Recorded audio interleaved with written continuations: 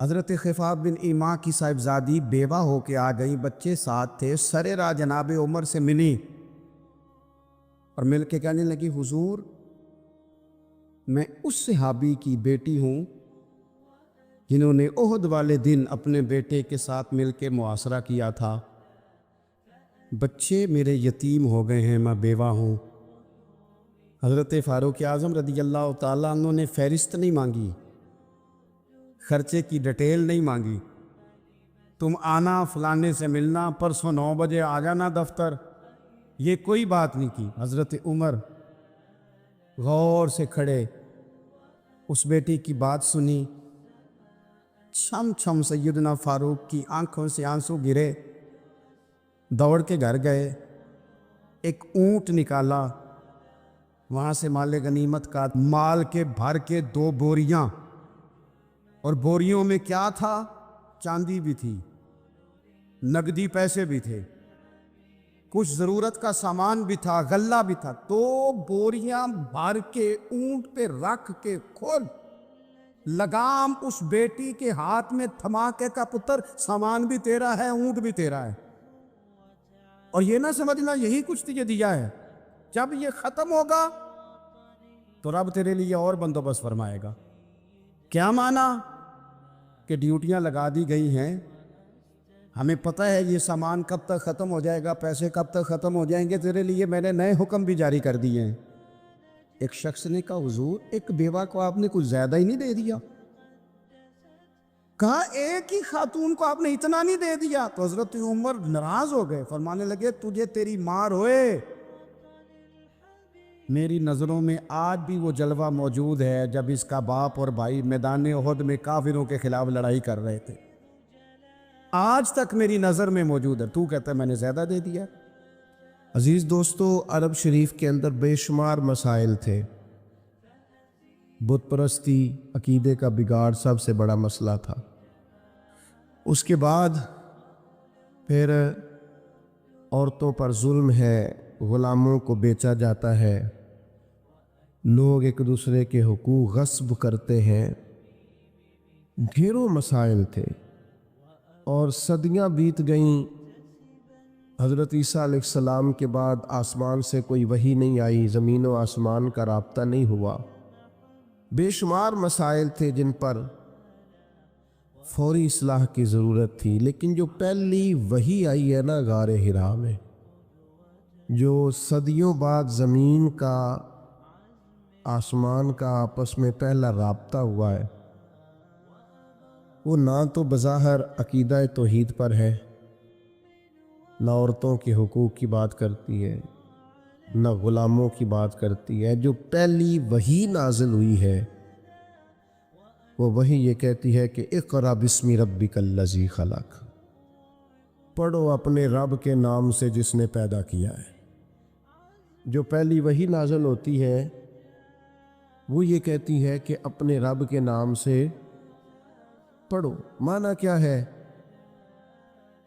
کہ پڑھو گے نا اللہ کے نام سے، کتاب و سنت کو پڑھو گے تو عقیدہ توحید بھی ٹھیک ہو جائے گا، عورتوں کے حقوق کی بھی سمجھ آ جائے گی۔ یہ جو سٹیج پہ دوست بیٹھے ہیں انہیں موبائل نہیں چلانا چاہیے، ان کے لیے تو بالکل درست نہیں ہے۔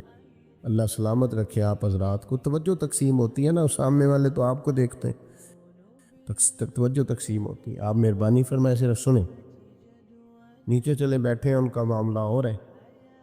بھائیوں، پہلی وحی جو نازل ہوتی ہے وہ علم کی بات کرتی ہے۔ تعلیم اتنی بڑی روشنی ہے جس کی وجہ سے سارے اندھیرے ہی ختم ہو جاتے ہیں۔ بعض اوقات نا اندھیرے زیادہ ہوتے ہیں اور اس اندھیرے کی وجہ سے موذی بھی زیادہ جمع ہو جاتے ہیں۔ کسی کمرے میں اندھیرا ہو تو سانپ بھی آ گیا، بچھو بھی آ گئے، چھپکلیاں بھی آ گئیں۔ اب اگر آپ اندھیرے میں ان سب کو مارنا چاہیں گے تو نہیں مار سکیں گے، ہاتھ نہیں آئیں گے، تکلیف ہوگی۔ ان سارے موذی جانوروں سے بچنے کا بہترین حال یہ ہے کہ کمرے میں اجالا کر دیں۔ آپ کے لائٹ جلاتے ہی بہت سارے جانور تو ویسے ہی بھاگ جائیں گے، مارنے ہی نہیں پڑیں گے۔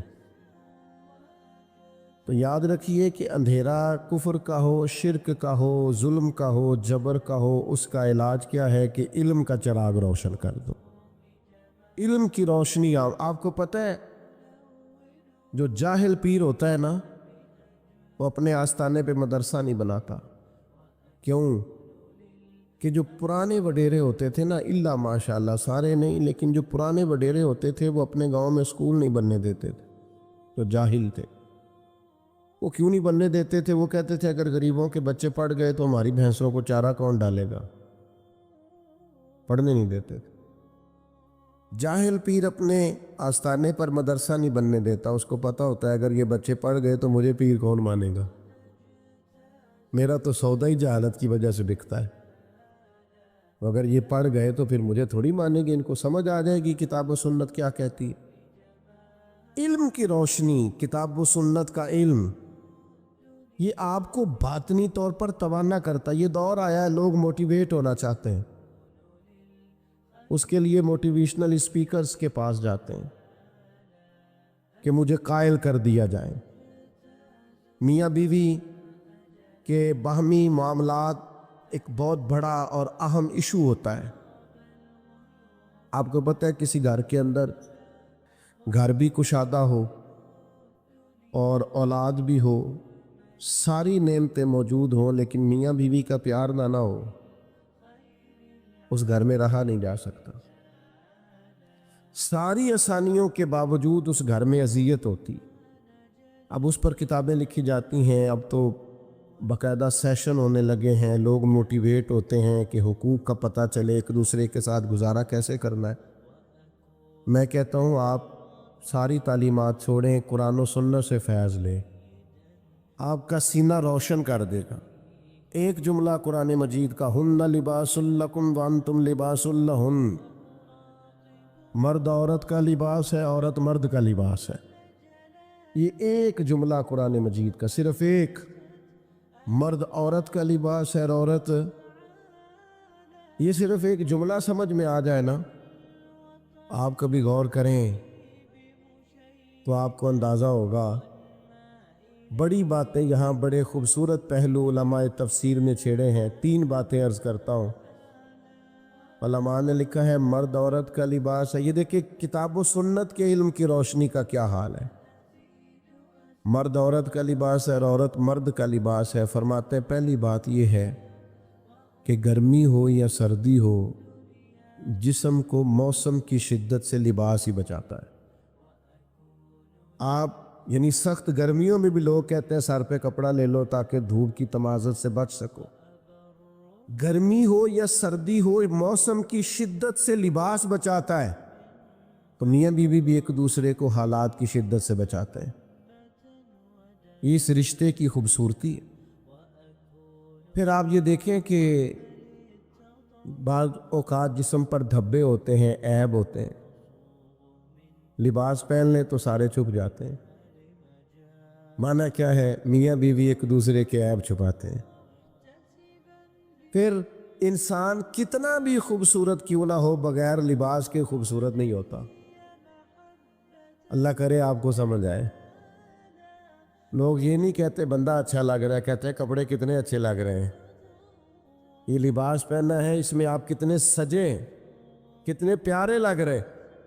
دین نے کہا میاں بیوی ایک دوسرے کا لباس ہے، مرد بیوی کی وجہ سے سجے گا، عورت خامند کی وجہ سے زینت پائے گی۔ تو قرآن مجید کا جو علم ہے، قرآن مجید کی جو تعلیمات ہیں، کتاب و سنت کے جو ارشادات ہیں، وہ تازہ دم کریں گے۔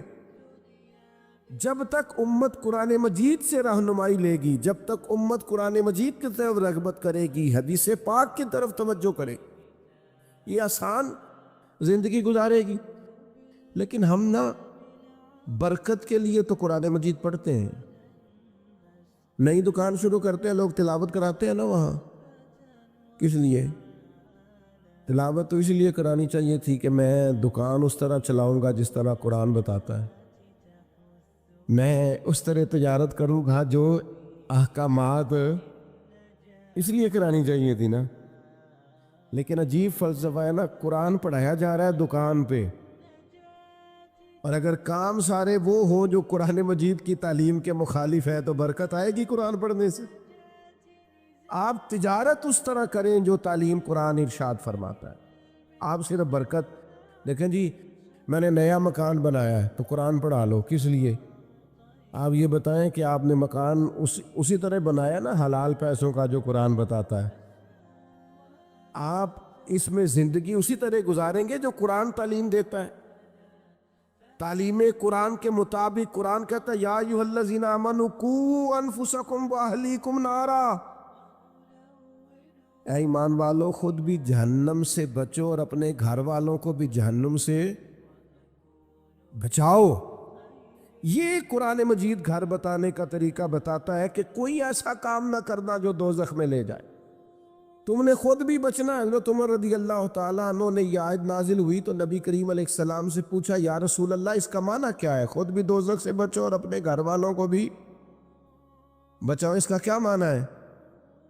تو نبی پاک علیہ السلام نے فرمایا عمر اس کا معنی یہ ہے کہ جن چیزوں کا اللہ رسول تمہیں حکم دیتے ہیں تم اپنے گھر والوں کو ان چیزوں کا حکم دو، اور جن چیزوں سے رب رسول تمہیں منع کرتے ہیں تم اپنے گھر والوں کو ان چیزوں سے منع کرو۔ مطلب کیا ہوا کہ گھر اس طرح چلاؤ جو دین کہتا ہے، اپنے گھر کے اندر نظام وہ نافذ کرو جو قرآن و حدیث کا نظام ہے، جو قرآن و سنت کا پیغام ہے، لیکن لوگ تلاوت کرائیں گے گھر میں برکت کے لیے۔ قرآن کے مطابق گھر چلانے کی کوشش ہے۔ صحابہ کا یہ طریقہ تھا کہ قرآن و سنت کا جو حکم انہیں ملتا تھا اس پر عمل کرتے تھے۔ ہمارے ہاں بڑی برکت ہوتی ہے ماشاءاللہ جی، تلاوت ہو جائے پہلے، اللہ خیر کرے، سیاسی جلسوں میں بھی پہلے تلاوت ہوتی ہے، بعد میں ترجمہ بھی ہوتا ہے۔ او خدا کے بندے ان سے پوچھ کہ تلاوت اور ترجمے کی حد، اور پتہ نہیں کس بیماری کا نام ہے جمہوریت، اور کس خاص افہیم کا نام لوگوں نے رکھ لیا ہے جمہوریت، نہ کسی جماعت میں ہے نہ کسی جگہ ہے، اور پتہ نہیں اسلام تو کسی جمہوریت کا قائل نہیں، اسلام تو خلافت کا قائل ہے۔ اسلام تو کہتا ہے کہ آپ کو کوئی نیا قانون بنانے کی ضرورت ہی نہیں، قانون تو اللہ رسول نے بنا دیے، آپ نائب بن کے ان کا نفاذ کریں، بات ختم ہو گئی۔ اور لوگ اپنا اپنا چورن بیچتے ہیں، اور قوم کو وہ جس زمانے میں غالباً 97 میں یا 99 میں ایک حکومت بدلی تھی، تو میں صبح صبح ایک جگہ پہ اخبار پڑھ رہا تھا تو ایک بابا جی ناشتہ بیچا کرتے تھے، میں نے ان سے کہا آپ کو پتہ ہے رات کی حکومت بدل گئی؟ کہنا پتر جیڑا مرضی آوے میں تے مزدوری کر کے روٹی کھانی، سانوں تے حکومتاں نہ کدے کو فائدہ نظر، محنت کرتے ہیں تو کھاتے ہیں، کہیں نظر نہیں آتا یہ معاملہ کیا ہے۔ تو بھائی یاد رکھیں گے آپ کہ آپ تلاوتیں تو کرا رہے ہیں اسمبلیوں میں بھی، دیگر جگہوں یہ بھی بتائیں کہ قرآن کے نظام کے مطابق چلا رہے ہیں نظم کو۔ قرآن مجید حدیث پاک یہ عمل کے لیے ہے۔ ہمارے ہاں جلسے ہوتے ہیں، کتنے گھنٹے کی تقریر ہوئی؟ 3 گھنٹے کی۔ کتنے گھنٹے کی تقریر ہوئی؟ 2 گھنٹے۔ کتنے گھنٹے کی تقریر ہوئی؟ 1.5 گھنٹے کی۔ اب آپ ساری تقریر چھوڑیں، 5 منٹ اس جو تقریر ہے اس میں سے 5 منٹ والی تقریر پہ عمل کریں، جو بتایا گیا اس میں سے 5۔ میں ایک جگہ پہ بیان کے لیے گیا تو گفتگو میں نے کی، میں آ گیا، اگلے سال وہ دوست پھر آگے کہنے لگے پچھلے سال آپ نے 25 منٹ تقریر کی تھی، عید کی لمبی کیجئے گا۔ میں نے کہا 25 منٹ والی پہ عمل ہو گیا؟ اگر تو 25 منٹ والی پہ عمل ہو گیا تو چلو اس دفعہ 40 منٹ کر لیتے ہیں، لیکن اگر ہم نے قرآن و حدیث کو بھی معاذ اللہ کانوں کے ذائقے کے لیے رکھا ہوا ہے، کیا بات کی، بڑا مزہ آیا ماشاءاللہ، وہ عمل کب کرنا؟ صحابہ کرام نے کتاب و سنت کو لیا تو وہ سمجھتے تھے یہی تعلیمات نجات ہے، جو حکم آیا عمل کیا۔ اللہ نے فرمایا لن تنالوا البر حتی تنفقوا مما تحبون، تم ہرگز بھلائی کو نہیں پہنچو گے جب تک اپنی پیاری چیز خرچ نہ کرو۔ آیا بل اللہ مولاکم، فرمایا بلکہ اللہ تمہارا مولا ہے، وَهُوَ خَيْرُ النَّاصِرِينَ، اور وہ بہترین مددگار ہے۔ وہ جو رب تمہارا مولا ہے وہ بہترین مددگار ہے۔ اور اگر وہ مدد کرے تمہاری، سورہ آل عمران میں آگے جا کے ارشاد فرمایا اگر اللہ مدد کرے تو پھر تم پر کوئی غالب نہیں آ سکتا، اور اگر وہ تمہاری مدد چھوڑ دے تو پھر کوئی تمہاری مدد کر سکتا؟ کوئی مدد نہیں کر سکتا۔ بدر کی جنگ بھی اور فتح مکہ بھی رمضان المبارک میں ہوا ہے۔ میں دونوں پر غور کر رہا تھا تو ایک نیا مضمون میرے ذہن میں آنے لگا۔ بدر کی جو جنگ ہے اس میں بھی ایک عجیب انقلاب آیا ہے کہ 313 نے 1000 سے مقابلہ کیا، اور جن 1000 سے مقابلہ کیا وہ اسلحے سے لیس تھے، اور یہ جو 313 ہیں ان کے پاس 6 زرہیں، 8 تلواریں، چند گھوڑے، لیکن اللہ نے کامیابی دی تو خود رب نے بیان کیا کس طرح دی، فرمایا وَلَقَدْ نَصَرَكُمُ اللَّهُ بِبَدْرٍ وَأَنْتُمْ أَذِلَّةٌ۔ وہ کامیابی اس طرح ملی ہے کہ رب نے تمہاری مدد کی تھی، تم تو کمزور تھے، اللہ نے بدر میں تمہاری مدد کی، تم جیت گئے۔ وَلَقَدْ نَصَرَكُمُ اللَّهُ بِبَدْرٍ وَأَنْتُمْ أَذِلَّةٌ، اللہ نے بدر میں تمہاری مدد کی، تم تو کمزور تھے۔ پھر فتح مکہ نصیب ہوئی تو اس میں بھی بہترین منصوبہ بندی نبی پاک علیہ السلام نے فرمائی، بہترین حکمت عملی حضور نے اپنائی، لیکن ہمیں جو اللہ رسول نے بات سمجھائی وہ کیا ہے؟ اذا جاء نصر اللہ والفتح، فرمایا جب اللہ کی مدد آئی اور فتح نصیب ہو گئی۔ یہ اللہ نے مدد فرمائی تمہاری، یہاں بھی فتح مکہ بھی اللہ کی مدد سے، جنگ بدر بھی اللہ کی مدد سے۔ وہ جو مدد ہے اللہ تعالیٰ کی، جب وہ ہم یہ کرتے ہیں کہ ہم اپنی ساری زندگی سیاست کی نظر کر دیں، ہماری سیاست صرف ملک میں نہیں ہوتی، ہماری سیاست خاندان میں بھی ہوتی ہے، ہم گھر کے اندر بھی سیاست کرتے ہیں، ہم کسی خاص طریقے سے لوگوں کو اپنے پیچھے چلانا چاہتے ہیں، ہم ایک خاص اسلوب اختیار کرتے ہیں کہ لوگ ہمارے پیچھے چلیں۔ اس کا نقصان ہمیں یہ ہوتا ہے کہ سیاست جو ہوتی ہے یہ شطرنج کے ہیر پھیر کی طرح ہوتی ہے، تو اس کے راز بڑی جلدی کھلنے لگ جاتے ہیں، پتہ چل جاتا ہے کہ بندہ مخلص نہیں تھا، سیاست کر رہا تھا، طریقے سلیقے سے اس نے جوڑ کے رکھا ہوا تھا۔ ہم ہر جگہ سیاست کے بل بوتے پر چیزوں کو لے کے چلنا چاہتے ہیں، سیاستیں ناکام ہو جاتی ہیں، سیانے لوگ فیل ہو جاتے ہیں، بچتا صرف وہی ہے جس کے پیچھے رب تعالیٰ کی مدد شامل حال ہوتی ہے۔ اپنی زندگی کے اندر ہم جو کچھ بھی کر رہے ہیں، جس شعبے سے بھی ہمارا تعلق ہے، آج ہم نے اس بات پہ غور کرنا ہے کہ پہلے تو یہ غور کر لیں کہ جو کام ہم کر رہے ہیں کیا وہ کام ایسا ہے کہ اس میں اللہ کی مدد ہمیں ملے گی؟ اگر آپ کوئی معاذ اللہ ناجائز کام کر رہے ہیں، فعل حرام کا ارتکاب کر رہے ہیں، تو اس میں تو مدد الہی آئے گی نہیں۔ پہلے تو یہ دیکھیں جو کر رہے ہیں وہ کام مدد الہی والا ہے، اور اگر اللہ تعالیٰ کی مدد والا وہ کام ہے پھر اس پر غور کریں کہ کیا ہم نے مالک سے مدد کا سوال کیا ہے، ہمیں مدد میسر آ رہی ہے۔ وہ میں نے بزرگوں سے ایک بات سنی تھی، وہ بڑی یاد رہ گئی۔ وہ فرمایا کرتے تھے قابلیت بھی بڑی چیز ہے لیکن قبولیت سب سے بڑی چیز ہے۔ قابل ہونا بھی بڑی بات ہے لیکن زیادہ بڑی بات یہ ہے کہ اس کی بارگاہ میں قبول بھی ہے کہ نہیں۔ اپنی زندگی میں اللہ کی مدد کی طرف بڑھیں، مالک کی مدد کا حصول اختیار کرنے کی کوشش کریں، اللہ کے ساتھ اپنے آپ کو جوڑیں۔ اگر اللہ کی مدد نصیب ہو، یہ جو ہم جتنا ڈرتے رہتے ہیں، سہمے رہتے ہیں، پریشان رہتے ہیں کوئی کیا کر دے گا، ہمارے ہاں نا ہر شعبے میں معاذ اللہ ایک مافیا ہے، الا ماشاء اللہ۔ وہ مافیا کہتا ہے میرے ساتھ ملو گے تو میں چلنے دوں گا ورنہ میں نہیں چلنے دوں گا، مارکیٹ میں آ ہی نہیں سکتا فلانا بندہ چونکہ یہاں ہمارا قبضہ ہے۔ اور میرے بھائی پھر بہت سارے لوگ جن کی نیتیں اور ارادے بڑے اچھے ہوتے ہیں شروع میں، وہ بھی اس مافیا کا شکار ہو جاتے ہیں اور ان کے رنگ میں رنگ جاتے ہیں۔ یاد رکھنا، کسی شخص کی بلیک میلنگ کا کبھی شکار نہ ہونا، کبھی کسی کی میٹھی اور مسجع مکفہ باتوں کا شکار نہ ہونا، کوئی کیا کر سکتا ہے اگر اللہ مددگار ہو تو؟ جس کو رب کریم اٹھانا چاہے اسے کوئی گرا سکتا ہے؟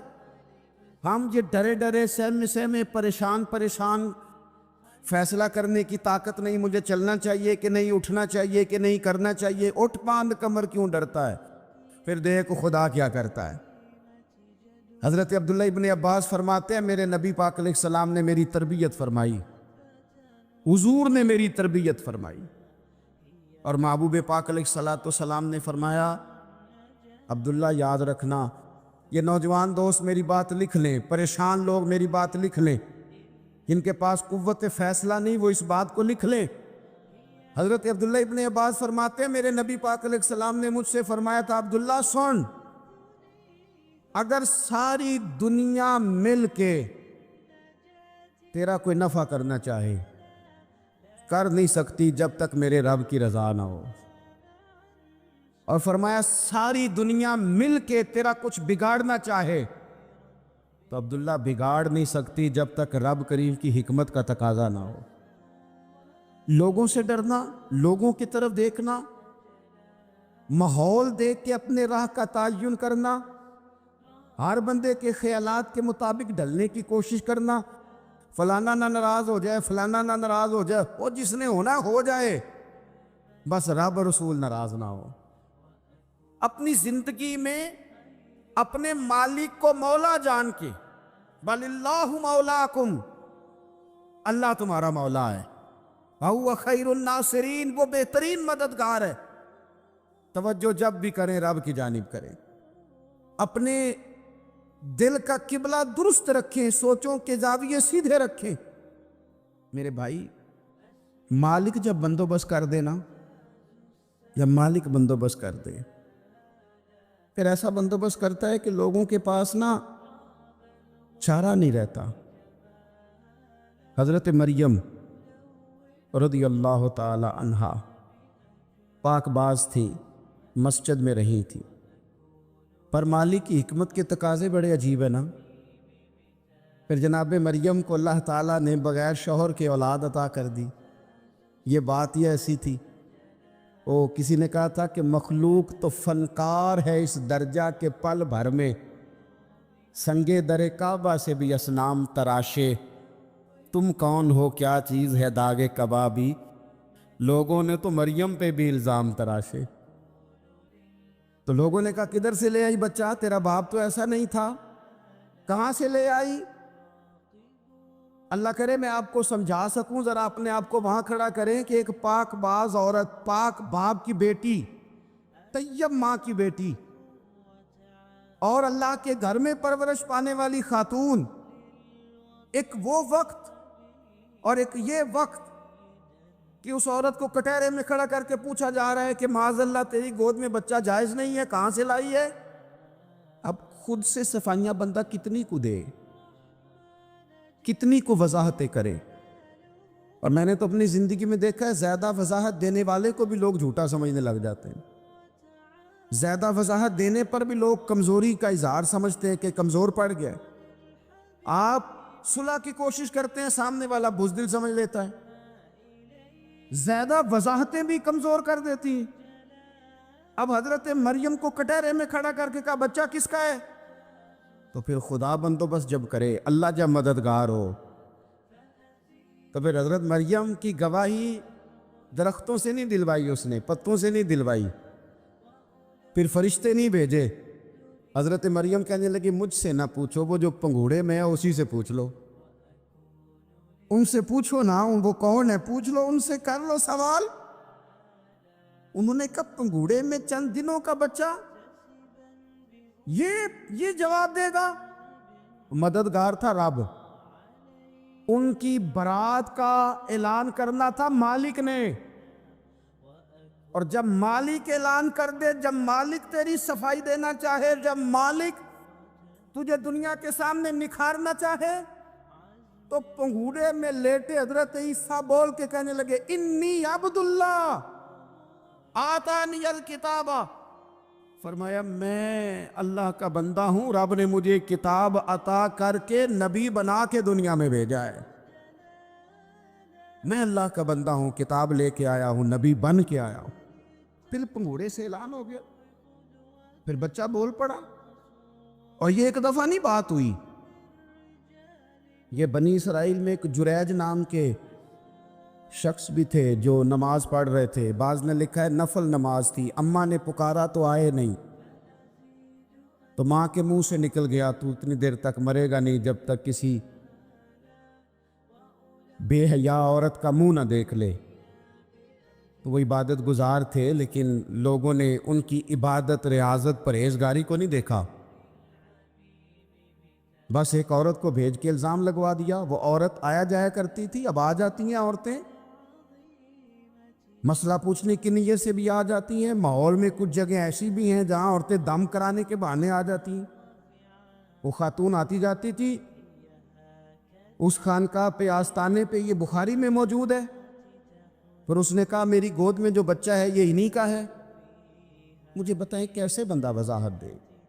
حالات خراب ہو گئے، لوگ کٹیا جلانے لگے، ماحول اور طرح کا بن گیا۔ میرے نبی پاک علیہ الصلوۃ والسلام فرماتے ہیں پھر اس رب کے بندے نے کہا مالک تو کریم ہے، تیری مشیت کا تقاضا آیا جو میری ماں نے جملے بولے تھے، پر اب میں وضاحت دینے کے قابل نہیں رہا، اب تو ہی کرم کرے گا تو دروازہ کھلے گا۔ تو وہ چند دنوں کا بچہ پنگوڑے میں بول کے کہنے لگا میں اس درویش کا نہیں، میں تو فلانے چرواہے کا بچہ ہوں، وہ جو بکریاں چراتا ہے۔ رب کی مدد کو پکارے، اپنے ساتھ اپنے مالک کی مدد کو شامل کریں، تھوڑے رزق پر بھی گزارا اچھا ہونے لگ جائے گا۔ سارے لوگ آپ کو گرانے کی تدبیریں کر رہے ہوں گے اور مالک آپ کو عزتیں عطا فرما دے گا، اس کی بارگاہ سے حکمت کا تقاضا اور ہو جائے گا۔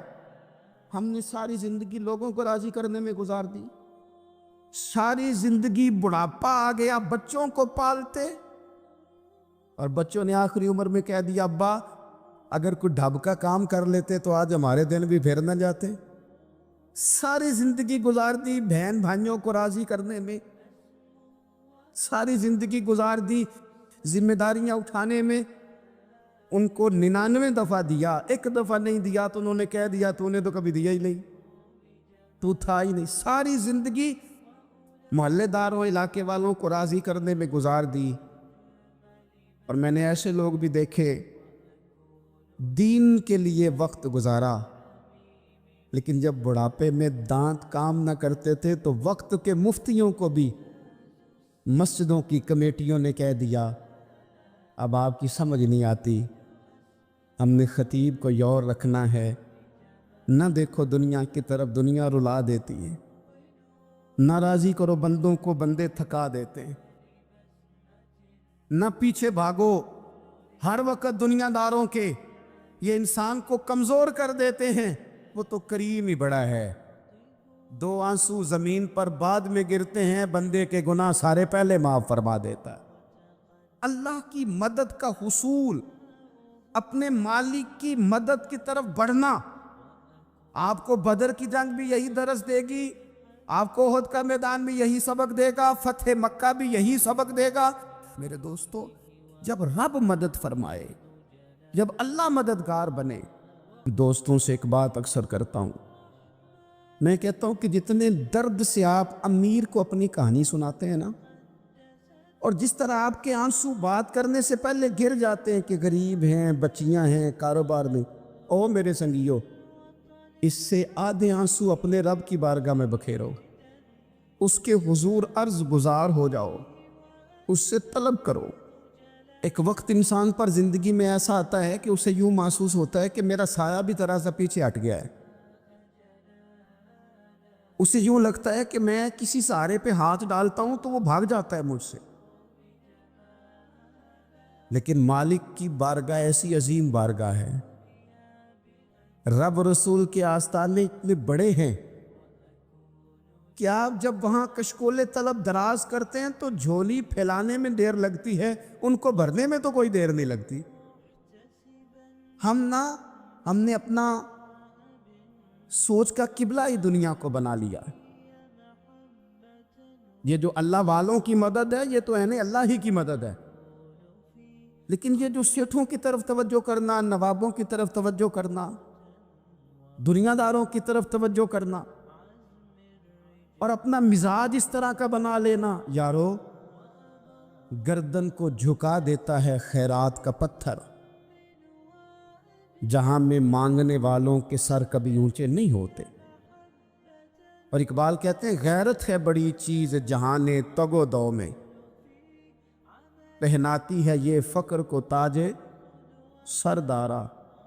میں عرض کروں گا کہ اپنی آپ جب توجہ کا قبلہ اللہ رسول کو بنائیں گے تو رب فرماتے وَيَرْزُقْهُ مِنْ حَيْثُ لَا يَحْتَسِبُ، میں نہ تجھے وہاں سے رزق دوں گا جہاں سے کبھی تیرا گمان بھی نہیں کیا ہوگا کہ یہاں سے بھی مل سکتا ہے، تو نے سوچا بھی نہیں ہوگا۔